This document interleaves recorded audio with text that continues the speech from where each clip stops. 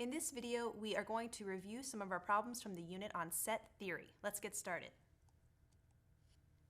So to begin, if you encounter a question that asks you to determine whether or not a set is finite or infinite, you want to begin by analyzing what elements are in the set. So we see here the description in English is the set of fractions between 1 and 2. Okay, so if we were to think about a number line, for example, and you have 1 and you have 2, can you think of some fractions that are in between there? Well, yeah, of course you could cut it in half, and you'd have 1 and a half, right? Or 3 halves. And you can continue doing that, cutting over and over again. And you could actually do this infinitely many times. You could keep having and having and having and having and having and having smaller and smaller fractions. So this would be an example of what we call an infinite set for that reason, because there are an infinite number of possibilities to be elements of your set. So that would be the answer there. If on the other hand we were talking about the set of whole numbers between 1 and 10, those are a finite, countable list of numbers there. Okay? So I hope that's a fair example for infinite and finite. And once you have that in your notes, let's head over to our next problem. Example 2. What about using roster notation versus set builder? So here we're given a nice set in what we call set builder notation. And you know it's in set builder because you have your braces as well as you have this x such that x is an element of, and remember this capital letter N means the set of natural numbers. And where do we define that as? Well, that's the set of numbers. So if you were using roster notation, just listing them, starting where it's natural to count, which is 1, 2, 3, on and on and on. And that triple dot is called an ellipse in math, and that means it continues on like that in that same pattern. So increasing by 1 each time. All right, so when we're talking about the set of natural numbers, those are the numbers that we're talking about. So we're saying x has to be one of those numbers and has to be an element of the natural number set. And here's another important restriction here. X is greater than or equal to 14, but less than 85. So if I were writing this now in what we call roster notation, we would still have the braces to represent our set, but instead of using the set builder notation where we use the variable x and the line saying such that and then give our verbal description, instead we want to list the elements using commas to separate every element. So we're starting off with x at 14, potentially, and I say starting off at 14 because it was greater than or equal to 14. So that's why we have the starting at 14. If it said greater than or equal if it just said greater than 14, we would start at 15, right? Because that would be the next natural number. But because it includes it, we have to actually include it in our set. So 14, 15, these are all natural numbers. And we would continue like this forever? Not quite. Up until right before the number 85, because we have to be less than 85. So the natural number right before 85 is 84. So you could say we'd go 83, and then we'd stop at 84. Okay, so that'd be one way that you could write this set in what we call the roster notation. So I wanted to just give you that example of how to go back and forth between set builder rather, and your roster notation, right? So can you go back and forth? That's a valuable skill to not only be able to read a math textbook, but to understand what you're talking about if someone is describing a set anywhere in society. Probably not too often, but we do use sets everywhere. We just don't usually use the formal notation. Okay, let's head to our next example. Maybe you can try this one on your own.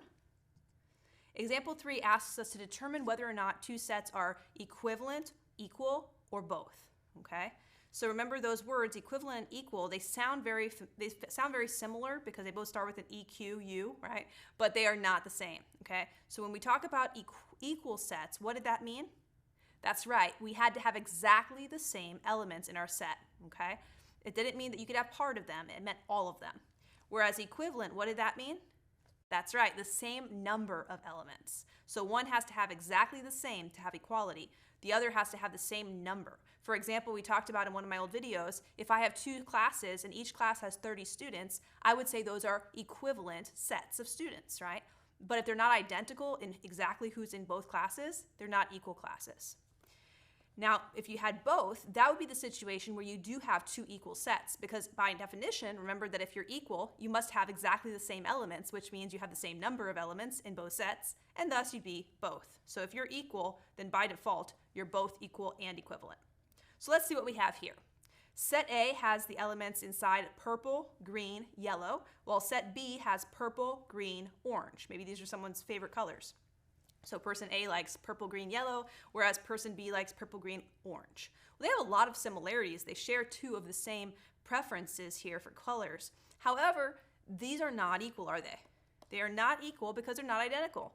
However, they would be what we call equivalent. And the reason is they both have 3 sets. So because the number of elements, that's our notation for number of elements, or the cardinal number of set A, number of elements of set A is equal to the number of elements of set B. In this case, that is 3. We would say that these 2 sets are equivalent, but not equal, okay? Not equal. So you see the difference there, I hope. All right, let's see if you can do the next example on your own. Ooh, a word problem. Here we go. A Verizon customer can order their telephone plan with some or all of the following features: call waiting, call forwarding, caller ID, 3-way calls, voicemail, or a fax. How many different variations of the set of features above are present, or possible rather? So if I were doing this from a set theory perspective, maybe I'm going to say for Verizon, I'm going to call that set V. Here are all the different possible add-ons, if you will, to your phone plan. You could have, I'll do CW for call waiting. You could have call forwarding, I'll do CF. You could have caller ID, I'll just do ID. You could have 3-way calling, I'll do 3W. You could have voicemail, and you could have a fax line, I'll do FL. Okay. So how many different elements are in the set of all add-ons for a Verizon customer? 1, 2, 3, 4, 5, 6. So the number of elements in this set, or the cardinal number of the set, is 6. Now, we studied in our previous video how to find the number of possible subsets of a set, right? And we said that if a set has n elements, then it would have 2 to the n possible subsets. In other words, in this case, the number of subsets would be 2 to the 6, and if you use your calculator or do this by hand, what do you get? That's right, we get 64 possibilities. Technically, it's possible subsets, but the application here would be that these are possible features in combination.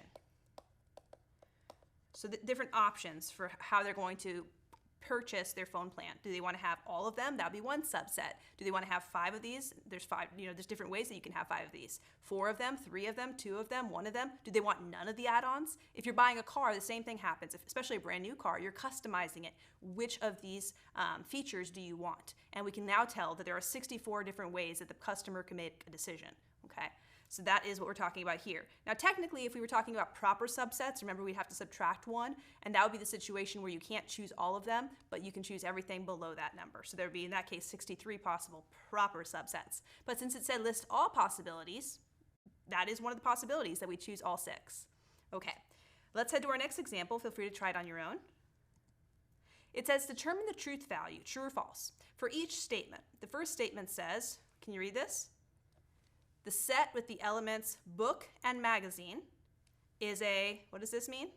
Subset. Good job. Now notice because it has the line underneath that little horseshoe, that means subset. If it did not have the line, then that would say proper subset. So what this means is every element in your set has to be contained in the other set, right? So you have to have full containment in order to truly be a subset. And when we say the equals part, that subset part, that's telling us that it could be identical. You could have exactly the same set on both sides, and they would technically be subsets of each other, but not proper subsets of each other. So in this case, would this be true or false? Is the set on the left a subset of the set on the right? Almost. If it had book with journal, book with newspaper, or just book, or even book, journal, and newspaper, that would be true. But because it throws in the word magazine as an element, that element is not found in the set on the right, which means that this set is not a subset of the set on the right. So this would actually be a falsehood. Now you could say, if you want to make it a true statement, you could put the line through it. That says it's not a subset. But in this case, since it just said subset, we have to go with false. Okay. For our second question here, this is a little easier, I hope, as long as you understand what it's saying. It says swimming. Notice it's not in braces, so it's not the set that contains swimming. It's just the element swimming floating around here. Swimming is an element, different than subset, right? An element of this set. Is that true or false? Yeah, swimming is one of the elements. This is true. Okay, this is a truth. But notice, if it had said subset, this would have been false. And why is that? Because it's not in braces. So in order to be a subset, you have to first be a set. So make sure you understand the difference between element, subset, and proper subset. And of course, not an element, not a subset, not a proper subset. So go back and review your notes, maybe make note cards, and make sure you have that notation correct. All right, let's head over to our next example and see if you can do it on your own. A little harder. It says, could you use a Venn diagram to answer this question? It tells us that we have two sets that are given. Set A is containing the elements, little a, b, c, little h, little t, little w. Set B is containing the elements, little a, little d, little f, yes, it's an f, little g, little h, little r, little f. Sorry, not f, little v at the end there. I already said f. Okay, so we have sets A and B. Then we're told that the universal set, sometimes they give that to us, and this time they did. I want to make it fancy. The universal set contains the elements little a, b, c, d, f, g, h, m, p, r, t, v, w, z. Okay, so it's quite a large universe that we're dealing with. And we're encouraged to use Venn diagrams to answer the questions. Now, is it a requirement that you always make a Venn diagram to answer questions like this? No. But is it going to keep you honest? Typically, yes. It's going to help you to really visualize what's going on and hopefully not make an error, okay? So we are going to follow the rules here. We're going to make the Venn diagram as suggested. So let's begin with our first set A. Set A is containing A, B, C, H, T, W. So for set A, maybe I'm going to make this set A on the left. Now, I could just start filling everything in, right? But the problem is there is an overlap. It's not a problem, but there's something to take note of. There is an overlap with set B, right? Let me use blue for B, okay. So for set B, there is some overlap. So what is the first thing we always take care of? The overlap. Now, to put anything in this overlap, right, we need to figure out if they have anything in common. So for the overlap, what we're really talking about, just to remind you, is the intersection. When I say overlap, I'm being a little sloppy with my wording. It's really the intersection of A and B. So which elements are in both A and B? Are there any? Well, they both have a little a in common. So that would be floating around in here. Anything else besides little a? They both have what? Not B, not D. C, no. F, H, no. G, no. Oh, I said H, no, but that is not true. There is an H. So they have an H in common. So that would be floating around in here as well. T, no. W, R, V, no. Okay, so just those two. So now we figured out what they have in common, okay? So that means that can help us determine what is unique to A, right? In other words, what is in A but not in B, right? So if I wanted to figure out A but not in B, okay, that would be what we call A minus B, okay? Everything that's in A but not in B. Well, let's take a look. We can figure that out. That would be this region here, A but not in B. So we can do that. All right, let's take out what we already talked about. We already talked about A and H. So who is left in A? Set A, we'd have little b, we'd have little c, little t, and little w, okay? So that would be what we'd have in A, but not in B. So A and then delete anything that was in B. So that was little b, little c, little t, little w. Oops, not a parentheses, but a brace. Okay, so next up, let's see if we can talk about what's unique to B, okay? So unique to B, that would be elements that are in B, but not in A. And that would be describing elements in this part of set B, okay? So what would that be? Well, it would be everything in B that was not in A, so not in the overlap. So that would be little d, little f, little g, little r, and little v, right? So that would be in my circle here, my Venn diagram portion, a little d floating around, a little f, a little g, a little r, a little v. All of those are floating around there, okay? Now, is there anyone else that we haven't talked about in the universe? Let me get another color for my universe here. How about brown? So let's erase this for a moment. So for the brown here, yep, did I got it? I got it. For brown, we're going to have that be our universal elements, which are not already described here. So let's see who we haven't already talked about. We've talked about A, we've talked about B, and C, and D. F, we've talked about. Have we talked about G? Yes. H, yes. Ooh, M is new, isn't it? So M would be floating around here in the universal set, but not in A and not in B. Who else? Well, P we haven't talked about, so that would also be floating around here. R? No, we've already talked about R. We've already talked about T. Have we talked about V? Yes, we have. Have we talked about W? Yes, we have. Have we talked about Z? No. So that would be floating around here as well. So there are 3 elements in the universal set that are not described in A or B. Okay, now we have the complete picture. So if you had, like in Microsoft Paint, for example, you have the paint bucket, that could be helpful for you to figure out which portion of the Venn diagram you're talking about now that you've completely described it. So let's take a look at our first question. First question here. It asks us to find, in parentheses, the complement. See that sign out here? That's the complement. That means everything that this set is missing from the universe. So what would I need to complete? Complement, to complete the universal set. So what we have to do is take the complement of whatever's in parentheses. So let's be really careful to do the parenthesis part first. So let's talk about who lives in A union B. Let's do that first. So who would live in A union B?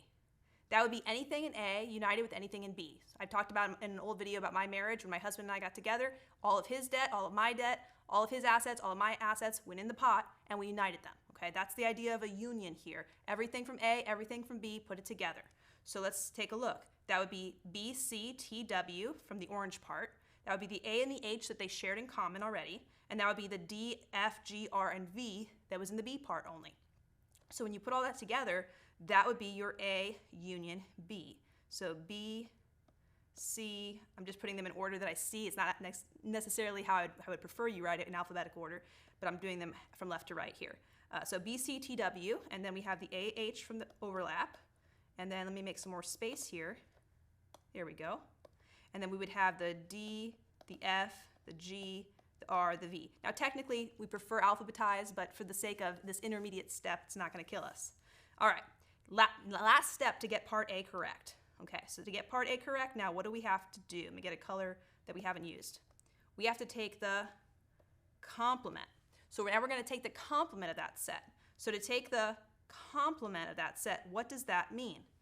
Everything from the universe that I need to complete the universal set that I don't already have from this set.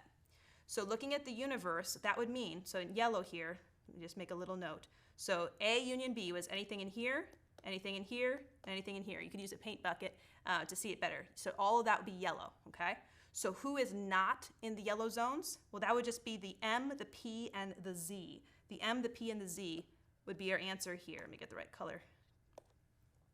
So M, P, and Z would give us our answer there, okay?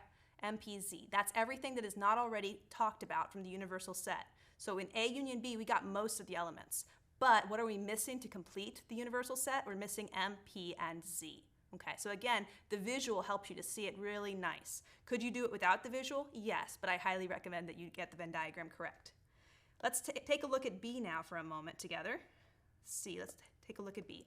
In B, it wants us to find A minus B complement. Now you might be thinking, didn't we already do A minus B? We did. That was everything in A that's not in B, right? So that's going to be A, delete your B items. Here it's saying A, delete your B complement items. So we haven't quite talked about B complement. Let's go down here for a moment and describe what do we mean by the set B complement?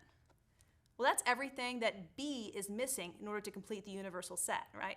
So what is B missing? Well, let me erase those yellow X's for a second. So where is B? Let's talk about that for a moment. So here is B. It has A, H, D, F, G, R, and V.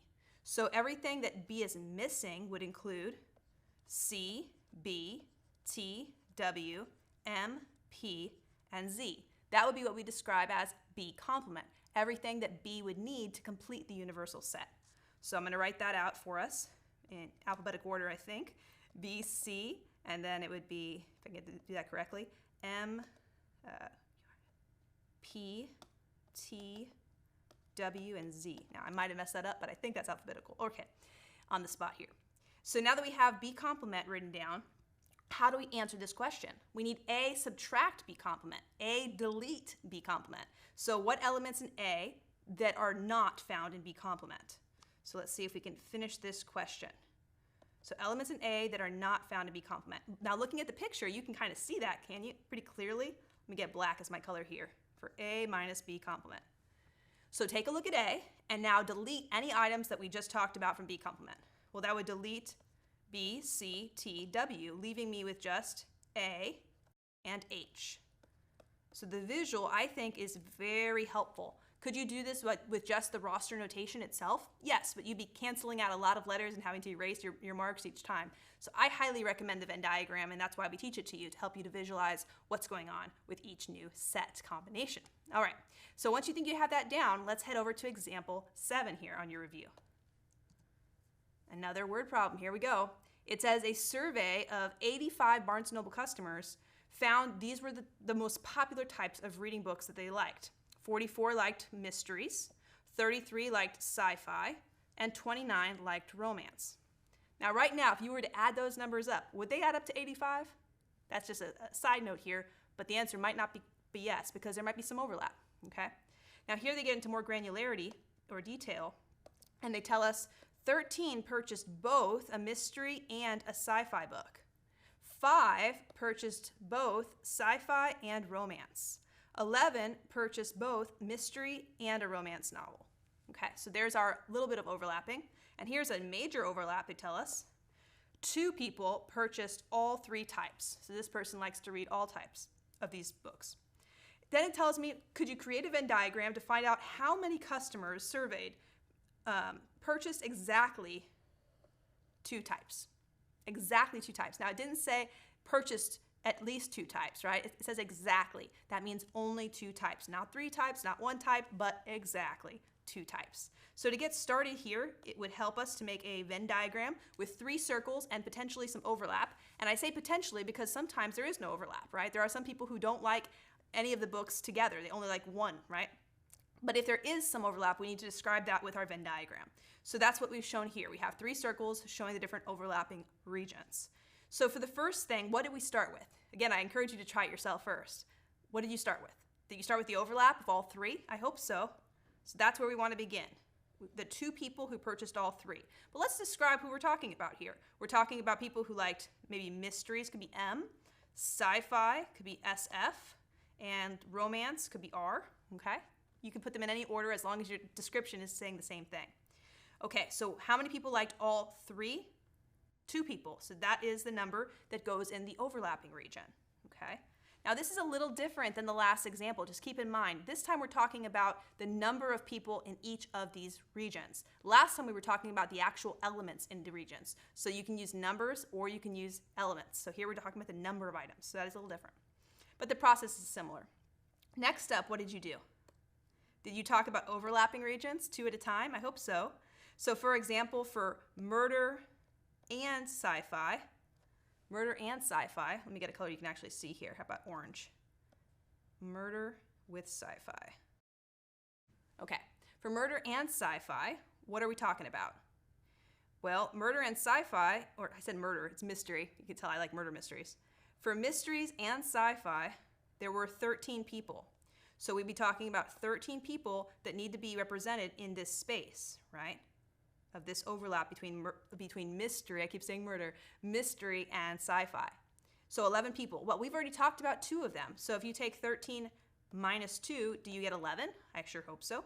So 11 would be exactly the people who like just murder and sci-fi, but no romance. And that's going to be something important because we want the people who like exactly 2 types. And we just found 11 people in that category already. Okay, so let's keep going.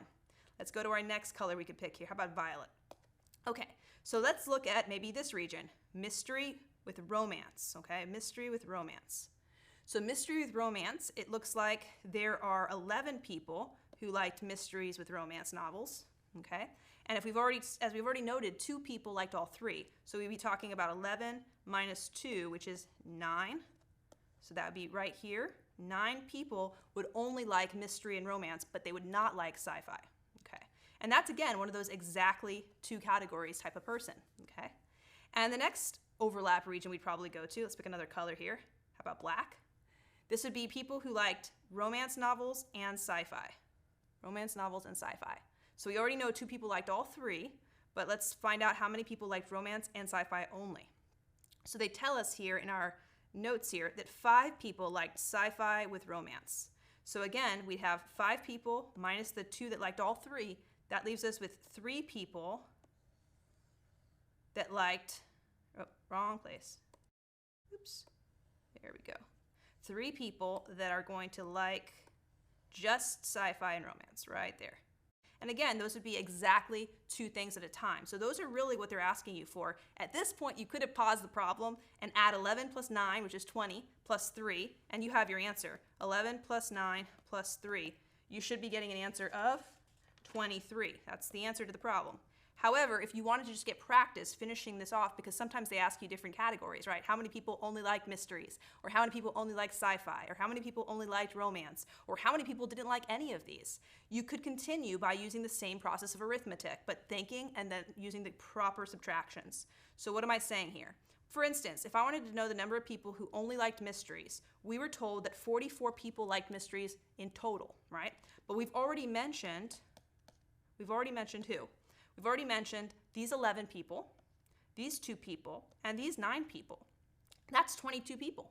So subtract the 22 people that we've already mentioned, and that leaves us with 22. That's a fun arithmetic answer there. Okay, so there are 22 people who only like mysteries, right? Out of the 44 who say they buy mysteries, because there are some people who like sci-fi as well, or romance as well, or all 3. And you could continue doing the same thing with the number of people who say they liked sci-fi. You take 33 minus the 11, the 2, and the 3, and that would give you 17. And you could take, for the number of people who said they liked romance, that was 29, you could take 29 minus the 9, the 2, and the 3 that we already talked about, and that would leave you with 15, okay? Now, one of the things that you would want to do to finish off the complete Venn diagram is what? Yeah, the number of people in the universal set who don't like any of these types, right? You could be a Barnes & Noble customer who doesn't like mysteries, doesn't like sci-fi, and doesn't like romance. Maybe you just like the coffee. I don't know. But you could be a customer who is surveyed and doesn't fit nicely into one of these labels. That happens a lot with surveys. So you can't forget about the outliers, the people who live in the universe of people who are surveyed but do not conform to one of the categories or any of the categories. In that case, what you'd have to do is take the total number of people surveyed, which is 85, and subtract all the people that you've already mentioned. And it takes time, being careful not to overcount, right? But if you do that carefully, 85 minus 22 minus 17 minus 15 minus 11 minus 9 minus 3 minus 2, what do you get? That's right, you should be getting 6. So there should be 6 people who were surveyed in this universe who did not like any of these types of books, or they didn't make any of these purchases, I should say, to be more precise. All right, so we've now reviewed all the different basic concepts from our set theory unit. If you have any questions, please reach out to me. Otherwise, happy practicing, because math is not a spectator sport. I'll see you next time.